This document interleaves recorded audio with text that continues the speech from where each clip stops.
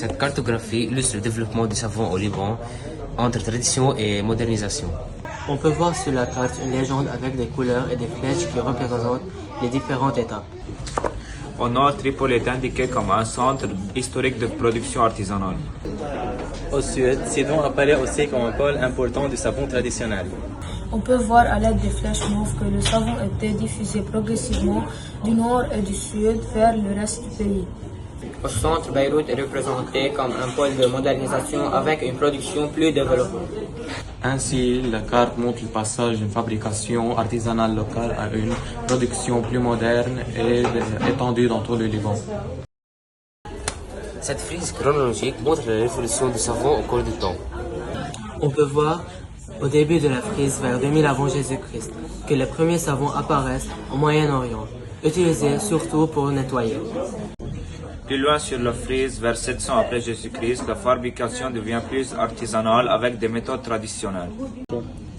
Au XIIe siècle, à Alep, on crée le savon d'Alep avec de l'huile d'olive et de laurier. On peut voir que ce savon se diffuse ensuite vers l'Europe à cause des échanges commerciaux. Entre le XVIIe et le XIXe siècle, la production se développe encore et devient plus organisée. Aujourd'hui, le savon est toujours produit au Liban et reste un produit naturel connu dans le monde. Bonjour et bienvenue. Vous êtes chez l'atelier Savon Berbère, le premier atelier unique en montagne, avec des produits naturels faits à la main et inspirés de la nature. Nous avons commencé il y a environ 7 ans pour que le fondateur et ses amis utilisent un savon naturel. Au début, il y avait 7 types de savons et aujourd'hui, il en existe 40. Ce n'est pas seulement pour profiter de leur parfum, mais aussi pour leurs bienfaits. Si quelqu'un a de l'acné, des taches, du collagène à améliorer ou des problèmes de pellicule ou de champignons, tout cela est pris en charge.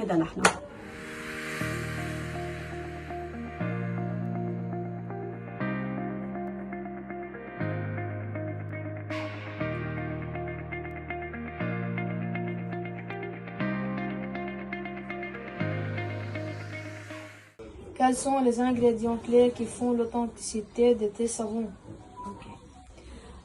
بالنسبة للصابون تبعولنا الأساس هو الفيرج أوليف أويل، يعني مش زيت قلي ولا زيت له من سنة الماضي أو الموش. هو الأساس الفيرجن.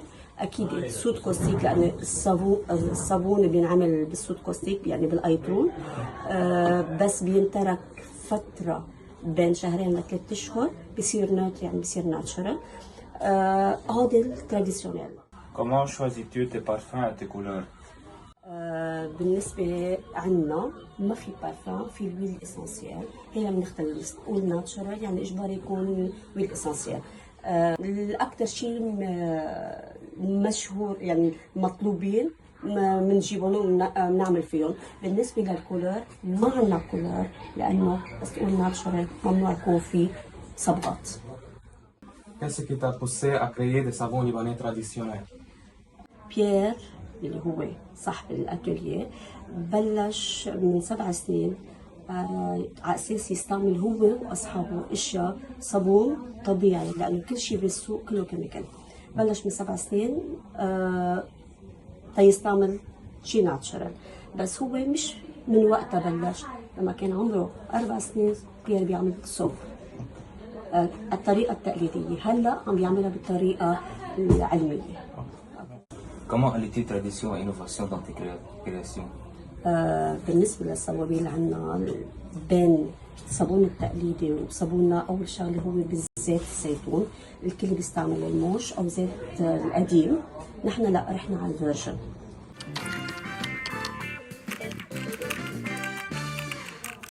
Pour fabriquer le savon, il existe 2 méthodes.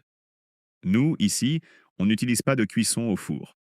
Certains savons, comme le savon traditionnel ou le savon au laurier, peuvent être chauffés.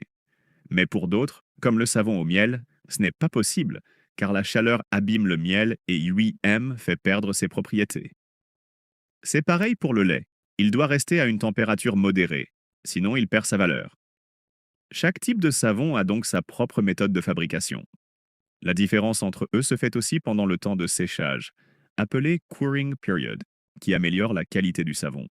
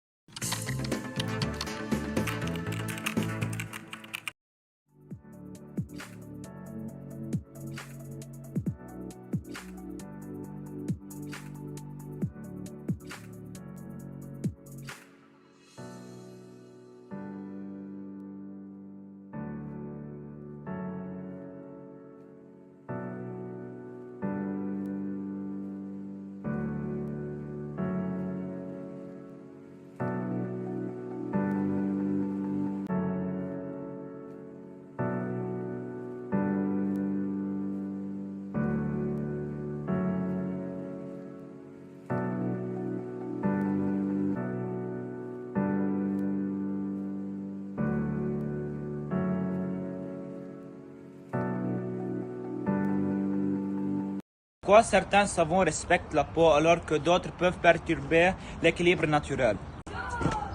La peau est protégée par l'épiderme, une couche externe recouverte d'un fil hydrolipidique qui garde l'hydratation et bloque les agressions.